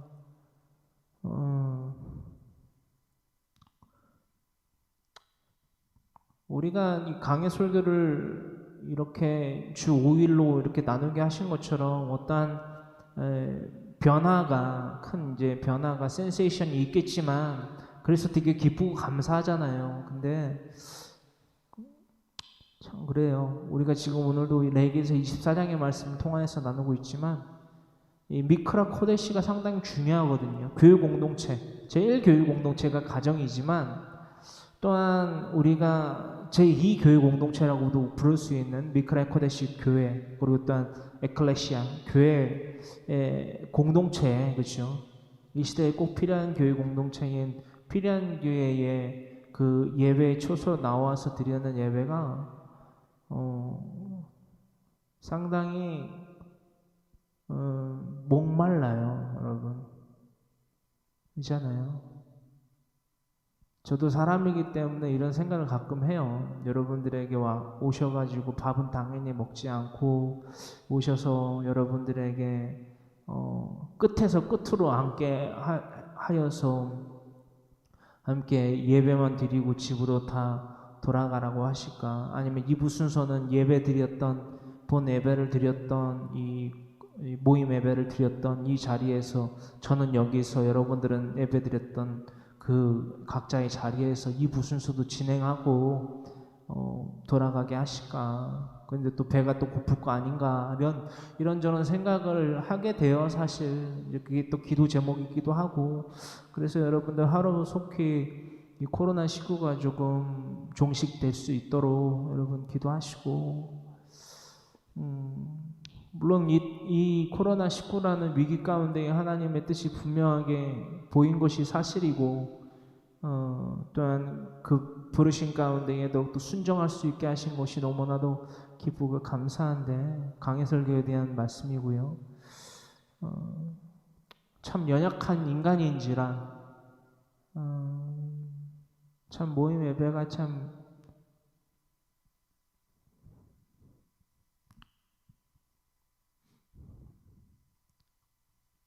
정말 드리고 싶네요. 정말 드리고 싶고 그리고 여러분들에게 제가 간혹 연락을 드린다고 이제 연락을 드리는데 통화가 안 되시는 분도 있고 한데 어쨌든 저는 그래요. 주의 종으로서 여러분들에게 자주 연락을 드리는 것도 참 중요하지만 어쨌든 여러분들에게 안부를 묻는 것이 정말 하나님의 말씀을 전하는 것보다 더 큰 안부를 묻는 것이 있는가라는 생각을 하게 됩니다. 사실 참 핑계가 아니라 정말 현실이 뭐냐면 그래요.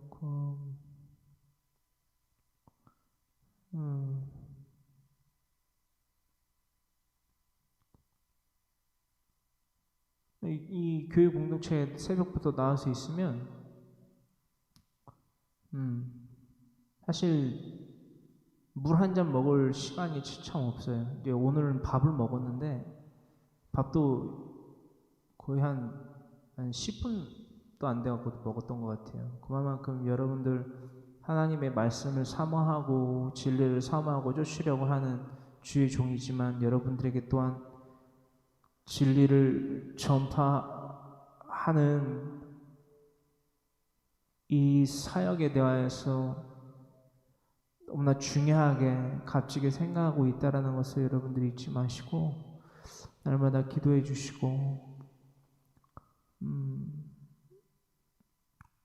여러분들도 그럼 저에게 연락 주세요. 네, 가끔 잘 지내냐? 저도 여러분들에게 전화를 자주 하고 가급적이면 그럴 테니까. 그때 사담 아닌 사담을 좀 나눠봤네요. 어쨌든 여러분들 얼굴을 잘 보지 못하니까 그리운 마음에 한 소절 말을 좀 내뱉어 봤습니다.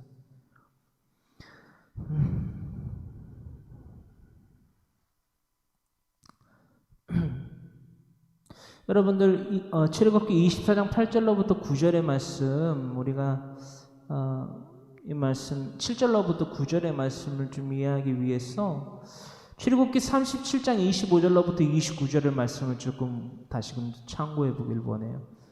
합독해 보길 원하는데요. 출애굽기 37장 25절로부터 29절의 말씀. 이렇게 만들어진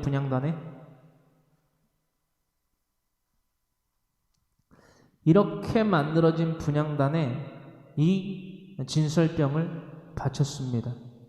여러분 24장 8절에 기록되고 있는 말씀대로 7절로부터 9절에 기록되어 있는 말씀대로 너는 또 정결한 유향을 그 각줄 위에 두어 이 그림과 같이요 여러분 이 사진과 같이 진설병 위에다가 그 유향을 놓는 거예요. 유향 여러분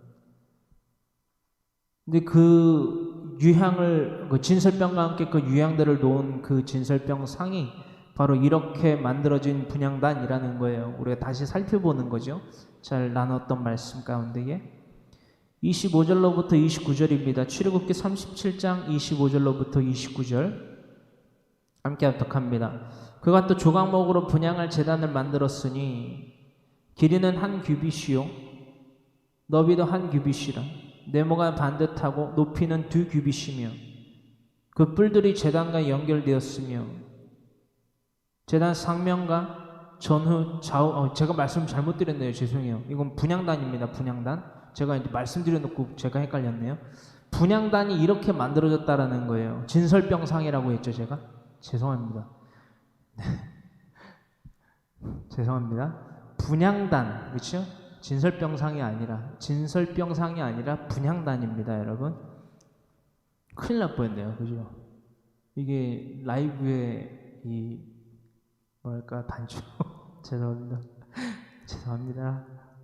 네, 그가 또 조각목으로 분향할 제단을 만들었으니 길이는 한 규빗이요 너비도 한 규빗이라. 그러니까 네모가 반듯해요. 정사각형이라는 거예요. 정사각형, 직사각형이 아니라 정사각형. 네모가 반듯하고 높이가 2규빗이며 그 뿔들이 제단과 연결되었으며 제단 상면과 전후 좌우면과 그 뿔을 순금으로 싸고 주위에 금테를 둘렀고 그 테 아래 양쪽에 금고리 둘을 만들었을 때 곧 그 양쪽에 만들어 제단을 매는 채를 깨게 하였으며 조각목으로 그 채를 만들어 금으로 쌌으며 거룩한 관유와 향품으로 정결한 향을 만들었을 때 향을 만드는 법대로 하였더라. 아멘. 여러분 자, 우리가 출애굽기 37장 25절로부터 29절에 우리가 나눴던 말씀의 강해 설교를 다시금 우리가 나눈 가운데에 이렇게 분향단이 만들어졌었지라는 것을 우리가 상기하게 된다라는 거예요. 가장 중요한 것은 정사각형의 분향단의 모양으로 지어졌다라는 것이고요. 그런데 우리는 여기에서 궁금증을 갖게 됩니다. 여러분, 이곳에 받쳐진 진설병 어떻게 받쳐진 것인가? 어떻게 받쳐진 것인가? 일반적인 화제는 아니에요. 여러분, 일반적인 소재를 드렸을 때의 화제의 방식으로 드렸는데 이 일반적인 화제, 즉 소재를 드렸던 방식인 화제의 방식으로 드린 것은 아니라는 거예요. 일반적인 화제죠. 화제라고 기록은 되어 있는데 여러분, 그렇죠? 24장 7절에 레위기서 24장 7절에 또 정결한 유향을 그 각줄 위에 두어 기념물로 여호와께 화제를 삼을 것이며 라고 기록되어 있으나 일반적인 화제는 아니라는 거예요. 여러분, 어떤 말씀인지 이해를 하시게 될 겁니다. 지금 이 말씀만 드려서는 이해가 안 되시거든요. 분향단의 이 진설병을 어떻게 화제로서 드렸는가? 조금 다른 유형의 화제인데 어떻게 받쳐진 것인가? 아까 우리가 힌트를 말씀드리면 요제를 통하여서 거제물로 삼아 분깃으로 삼았다 라는 게 힌트예요. 분향단의 진설병을 어떻게 이 안식일에 바쳤는가? 우리는 성경 가운데에서 그 답을 찾을 수 있습니다. 성경 가운데에서 거의 유일하게 찾아낸 부분이거든요. 제가 이 말씀을 항상 지지난 시간에 나왔던 것 같은데 안식일을 어기신 예수님, 그러니까 밀 이삭을 배가 고파서 예수님의 제자들이 비벼갖고 먹었거든요. 근데 바리새인들이 와가지고 배척을 하는 거예요. 왜 당신의 제자들은 안식일을 지키지 않습니까? 안식일엔 일해서 안 되는데 왜 밀밭 사이로 지나갈 때에 밀을 갖다 까불려서 먹습니까? 뭐 손을 씻지 않고 먹습니까? 막 이런 거예요. 예수님이 하신 말씀이 뭐냐면 다윗이 그 도피 여정 가운데에서 아히멜렉 제사장이 공급한 이 떡을 먹었던 것을 너희가 모르느냐라고 말씀하신 거예요. 그 기록이 바로 사무엘상 21장 6절의 말씀이거든요. 우리가 이 아히멜렉, 그죠? 이 제사장 아히멜렉이 건네준 더운 떡의 정체를 통하여서 우리는 이 24장 7절로부터 9절에 기록되고 있는 안식일에 제사장이 하나님께 드렸던, 그죠? 아론 제사장에 드렸던 그 진설병의 그 화제가 일반적인 소재 가운데 드렸던 그 화제의 방식과는 달랐다라는 것을 살펴보게 됩니다. 즉 요제를 통한 거제물로 삼아 분깃을 삼게 된 그 화제, 여러분 7절에 기록되어 있는 화제의 속성에 대해서 우리가 알아본다라는 것입니다.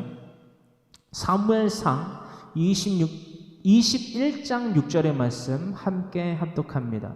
사무엘상 21장 6절의 말씀. 이것은 다윗의 도피여정 가운데에 제사장 아히멜렉이 다윗과 그를 따르는 소년들에게 공급한 바로 떡입니다. 진설병.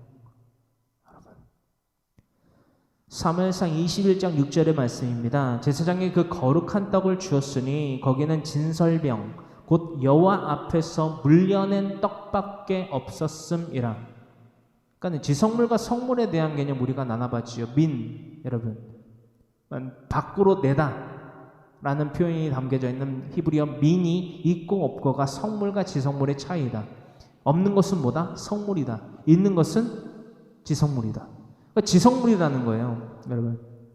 즉 여호와 앞에서 물려낸 것, 민한 것, 그렇죠? 히브리어로 민이라는 단어는 물려낸 것, 밖으로 낸 것이라는 표현을 갖고 있다는 것입니다. 앞에서 물려낸 떡밖에 없었음이라. 즉 드려지고 난 나머지인 거죠. 이 떡은 더운 떡을 드리는 날에 물려낸 것이라. 그러니까 안식일에 드려졌던 떡이라는 거예요.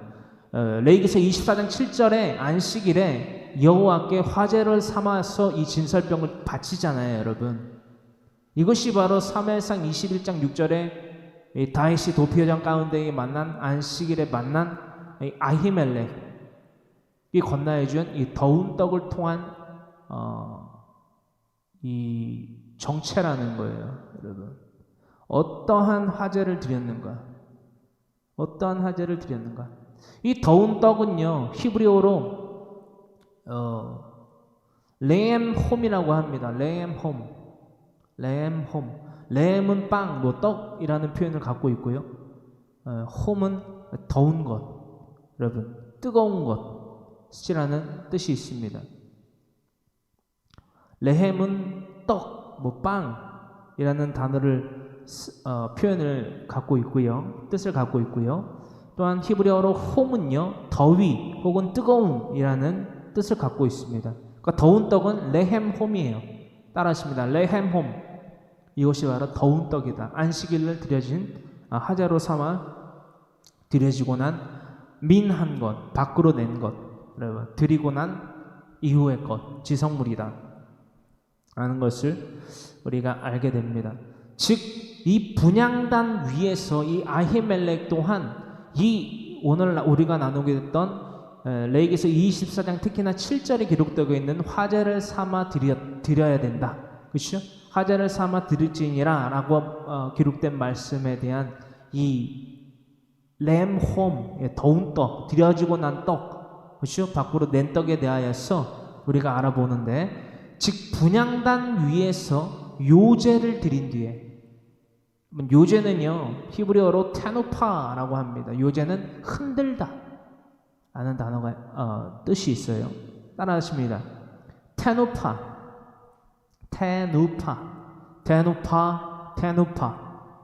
테누파는 흔들다, 흔듦이라는 뜻을 갖고 있습니다. 이것이 바로 요제를 뜻하는 히브리어 단어이고요. 그리고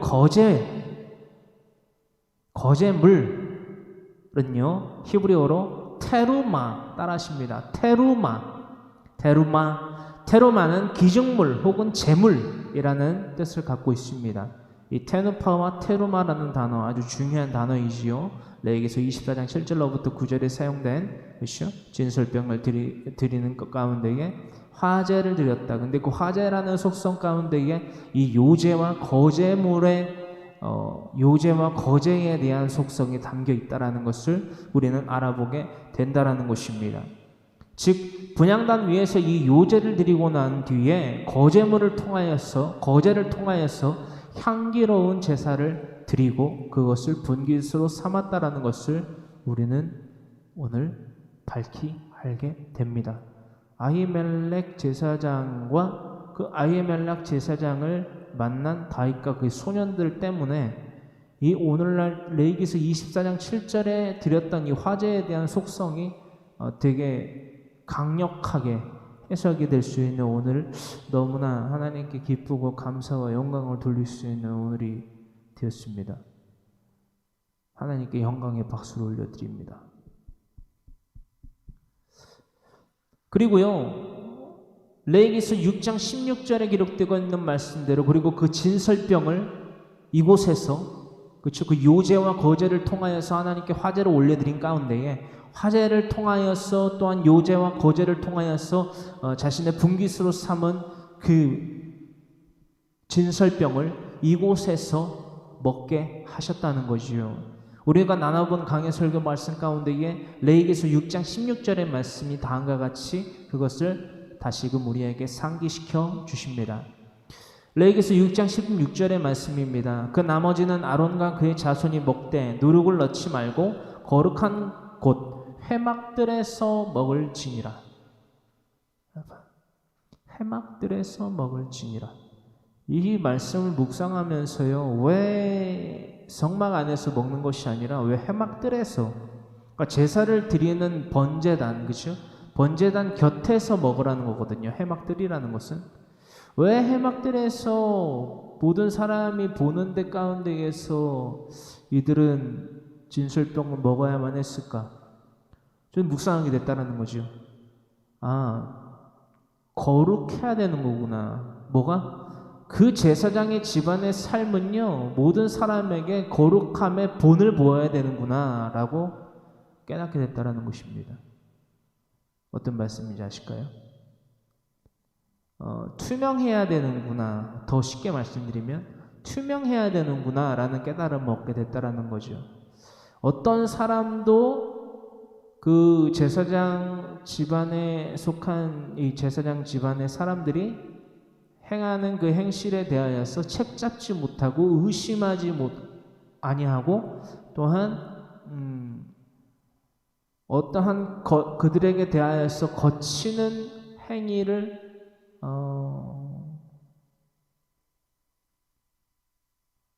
행하지 않았음에도 불구하고 의심받지 않게 해야 되는 거구나 라는 깨달음을 얻게 됐다는 거예요. 여러분, 어떤 말씀인지 아실까요?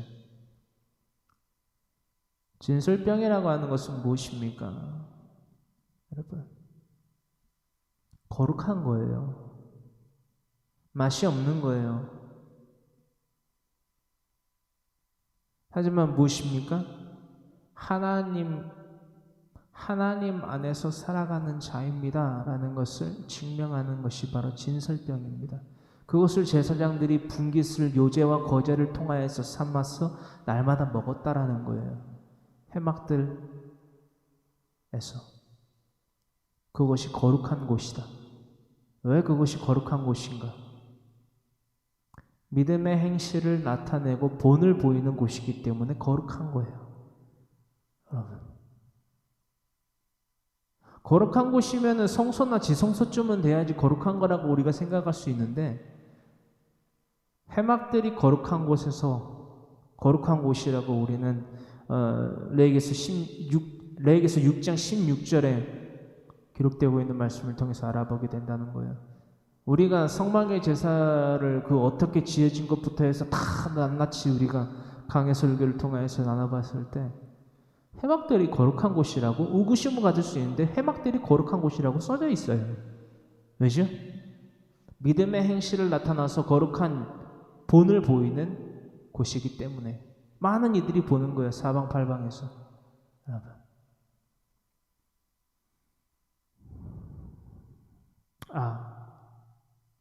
저 사람이라면 여러분 잘 들으세요. 저 사람이라면, 저 제사장이라면, 저 제사장이 속하여 있는 저 집안이라면 하나님께 드려지는 나의 감람류, 나의 모든 제사의 예물, 나의 하목제물, 자원제물, 서원제물, 어떤 불순물이 섞일 수 있는 그런 위험 요소가 없겠구나. 나도 저와 같이 거룩한 삶을 살고 싶다. 저 무교병과 같은 삶을 살고 싶다. 막 도전이 되는 거예요. 교훈이 되는 거예요. 그 자체가 책망이 되는 거예요. 그 자체가 날마다 나의 양심을 후벼 파는 거예요, 여러분. 이런 자들의 삶을 살아가는 저 여러분들 되기를 간절히 소망합니다. 여러분, 진설병은요, 제사장과 가족들 외에는 먹지 못합니다. 그렇죠? 맞죠? 그러므로 우리는 깨달았습니다. 거룩함이 없으면 평안을 얻지 못합니다. 그저 날마다 불만족과 무기력과 좌절과 낙심과 실패와 그리고 핑계와 죄를 짓고 살아가는 것, 이게 바로 주된 삶이 됩니다. 거룩함을 나타내지 아니하는 자들은요, 날마다 이런 삶을 날 수밖에 없습니다. 날마다 이런 악한 열매를 맺을 수밖에 없다라는 거예요. 악한 것을 낼 수밖에 없다라는 거예요. 결국 그는요, 하나님의 잔치에 참여하지 못합니다. 즉 천국을 누리지 못한다라는 것입니다. 여러분, 천국? 우리는 천국에 가보지 못했잖아요. 하지만 천국에 미리 가볼 수 있는 수단이 있습니다. 바로 하나님의 말씀대로 살아가는 것입니다. 날마다 하나님의 말씀을 가르쳐 지켜 행하게 하는 자들의 삶은요, 날마다 천국으로 바뀝니다. 날마다 저희의 시각이요 달라지고 있어요. 여러분, 주의 종이니까 목사니까 날마다 거룩하고 막 죄 안 짓고 막 이러는 거 아니야 라고 말씀하시는 분도 있지만 뉴스 틀어보세요, 여러분. 죄 짓는 사람들의 태반이 교회 장로, 권사, 목사, 전도사, 안수집사 그러지 않습니까? 목사라고 왜 죄를 안 지어요, 여러분? 하다못해 저라고 해서 죄를 왜 안 지어요, 여러분? 생각으로, 말로, 행동으로 죄를 짓죠.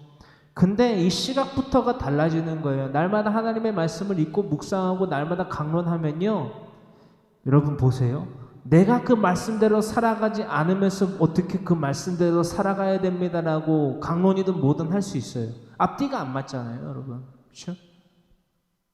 날마다 이 말씀을 준비하고 묵상하고 무릎 꿇고 100kg인 0.1톤인 제가 무릎을 꿇으면 얼마나 힘들겠어요. 근데 그게 잊혀질 정도로 무릎을 꿇고 하나님 앞에 내어 맡기는 삶을 살아가면요, 시각부터가 달라져요, 여러분. 마음요, 달라져요. 어떠한 상황에 직면했을 때 여유로워집니다, 여러분. 불만과 불평을 하지 않고, 이 상황 가운데에서도 하나님은 뭔가 뜻하시는 바가 있겠지. 여러분, 긍정적이 돼요, 여러분. 그리고 어떠한 악한 사람을 만나거나 악한 생각을 품고 나에게 다가오는 사람에게 함께 악함으로 맞서지 않아요. 그냥 그 자리에서 그냥 도피해버리고 맞서 싸우지 않고. 왜? 그들이랑 맞서갖고 싸워봤자 혈과 육을 상대하는 것밖에 안 되는데 뭐하러 제가. 날마다 예수님이 도망치셨듯이 돌을 던지고 자신을 임금으로 삼으려고 하는 그들에게서 날마다 도망치셨듯이 날마다 도망가는 거예요, 여러분. 이게 하나님의 말씀을 가르치켜 행하게 하는 자들이 얻게 되는 천국입니다, 여러분. 여러분, 이 천국의 가장 기본된 개념은요, 뭐에서부터 시작되냐면요, 날마다 기쁨이에요, 감사예요, 만족이에요, 여유예요. 여러분, 날마다 하나님의 말씀을 가르치켜 행하게 해보십시오. 날마다 우리 안에서 웃음의 꽃이 피어납니다. 여러분, 아주 티끌같이 작은 것에도 감사할 줄 압니다. 기뻐할 줄 압니다. 내가 행여나 컨디션이 안 좋고 몸이 안 좋아도요, 또 내가 이 땅 가운데에서 육체적인 노력에 비해 얻은 소산이 많이 없을 때에서조차도 기쁜 거예요. 감사한 거예요, 여러분. 왜? 나의 보물은 이 땅에 있는 것이 아니라 저 하늘에 있기 때문에 주어진 것에 감사할 수 있다는 것입니다. 여러분, 천국? 혹시 이 땅에서도 그 천국을 누릴 수 있는 방법이 있습니까? 누군가가 저에게 물어본다면 of course라는 거예요. 물론이죠. 우리가 잊지 말 것은 이 땅에서 천국을 누리는 자들이요, 내세의 천국도 누릴 수 있다는 것임을 여러분들에게 당부의 말씀으로 드리고자 합니다. 여러분, 날마다 행하는 믿음으로 사는 자들은요, 현세에서 하나님의 나라를 날마다 상급으로 받습니다. 이것이 하나님이 언약하시고 약속하시고 이루신 천국이에요. 이 땅 가운데 이 천국. 여러분, 사도들이 이 천국을 맛보았어요. 그리고 이것을, 이 말씀을 통해서 사도들이 그 천국을 맛보기 이전에 이것을 아주 긍정적으로 예표하셨습니다. 누가복음 17장 21절의 말씀입니다. 이 땅 가운데 지금 내세의 천국을 맛볼 수 있는 방법, 바로 이 힌트를 통해서 우리에게 더해 주셨다라는 거예요. 우리는 이 말씀 나눠보길 원합니다. 누가복음 17장 21절의 말씀 함께 합독합니다. 신약성경 누가복음 17장 21절의 말씀 함께 합독합니다. 또 여기 있다 저기 있다고도 못하리니 하나님의 나라는 너희 안에 있느니라. 곧 또 다른 보혜사 그 성령님의 내주교통의 역사를 말미암아 성령의 역사를 체험하게 하는 자들의 삶을 의미하는 것인데, 우리가 누누이 여러분들에게 나눴지만 이 성령의 역사에 참여함을 통하여서 이 내세의 천국을 맛보고자 하는 자들은요, 분명히 이것을 명심하셔야 됩니다. 나의 지성과 감정과 의지대로 살아가는 자들의 삶은요, 날마다 지쳐요. 날마다 기근이에요. 날마다 불만족이에요. 불평이에요. 핑계예요. 날마다 실패와 좌절과 낭만일 뿐입니다. 무엇대로 살면? 나의 지성과 감정과 의지대로 살아가는 자들은요. 허나 하나님의 말씀대로 살아감으로써 나를 부인하고, 그렇죠? 나를 부인함으로써 십자가의 역사와 부활의 역사에 체험함으로써 날마다 그것을 전파하여 가르쳐 지켜 행하게 하면 뭐를요? 하나님의 말씀 성령 66권을 날마다 꺼지지 않는 성막 안의 등불처럼, 성소 안의 등불처럼, 그 성소를 환히 밝히는 그 등불처럼 하나님의 말씀을 밝히며 살아갈 때에 우리들의 삶 가운데에서 날마다 웃음의 꽃이 피어납니다. 날마다 기뻐요. 날마다 감사해요. 날마다 만족을 누려요, 여러분. 이것이 바로 이 땅 가운데에서 우리가 누릴 수 있는 천국이라는 것입니다. 누가복음 17장 21절 또 여기 있다 저기 있다고도 못하리니 하나님의 나라는 너희 안에 있느니라. 할렐루야, 아멘. 또한 이것이 현세와 내세의 천국을 상급으로 받는 방법이라는 거예요. 바로 또한 이것이 이 내세, 이 현세 그리고 훗날 그 내세에 대하여서까지 우리가 천국을, 즉 하나님의 나라를 상급으로 받을 수 있는 유일한 방도이라는 거예요. 마태복음 7장 21절에 바로 이 유일한 해결책이 기록되어 있습니다. 그리고 그 해결책들에 대하여서 그 유일한 방안에 대하여서 아주 심도 있게 나눠보고 이 시간 마치려 합니다. 마태복음 7장 21절의 말씀이에요. 함께 합독합니다. 신약성경 마태복음 7장 21절 합독합니다. 나더러 주여 주여 하는 자마다 다 천국에 들어갈 것이 아니요 다만 하늘에 계신 내 아버지의 뜻대로 행하는 자라야 들어가리라. 여러분, 날마다 내가 주님 주님 믿습니다. 할렐루야 할렐루야 아멘 이라고 하는 자들은 많은데 날마다 그들의 삶 가운데의 현실을 바라보면 날마다 발을 동동 구르고 있어요. 날마다 불평이 있어요. 날마다 낙심을 해요. 낭망을 해요. 실패 가운데 좌절을 해요. 여러분요, 실패는요, 실패를 실패로 인지하는 사람들이 갖는 것이 바로 실패라는 단어의 정의입니다. 어떤 말씀인지 아시겠어요? 여러분, 내가 사망의 음침한 골짜기라 골짜기로 다닌다 할지라도 해를 두려워하지 아니할 것은 주님의 지팡이와 막대기가 나를 아니하고 보위하시는데 뭐 때문에 우리가 실패라는 단어를 언급하고 실패라는 그 웅덩이 가운데 빠져서 허우적댑니까, 여러분? 우리 그리스도인들에게는요, 실패가 있어서도 안 되고 있을 수도 없습니다, 여러분. 우리가 다만 우리들의 삶 가운데에서 날마다 멀리할 것은요, 죄예요. 하나님의 뜻을 거스르는 것이 바로 죄라는 거예요. 불순종이 바로 죄라는 거예요. 그렇다면 순종으로 말미암아 하나님의 나라를 얻는 것은 지극히 당연한 이치지요. 날마다 우리는 하나님의 말씀을 가르쳐 지켜 행하게 함으로써 날마다 이 현세에서도 하나님의 나라를 상급으로 받습니다. 상급으로 받게 됩니다. 이것이 바로 그시야의 복, 갑절의 복이며 경작의 복이라는 거예요. 창세기서 2장 15절부터 16절에 하나님께서 이 경작의 복을 내리시고 이 경작의 복을 누릴 수 있는 규례를 더하여 주셨다는 거지요. 그들을 에덴 동산 가운데에 두시고 이르시되 이것들을 다스리라는 거예요. 지키라는 거예요. 그뿐이에요. 내가 너희에게 준 이 복을 잘 경작해라 라는 것뿐이에요. 근데 어떻게 했죠? 아담? 그 직무를 유기했어요. 그 복을 받아 누리지를 못했어요. 그 자체가 복인데 그것이 경작의 복이거든요. 마치 이스라엘 백성들이 광야에서 만나와 메추라기를 먹었던 것과 같이 가나안 땅에 들어가기 전까지.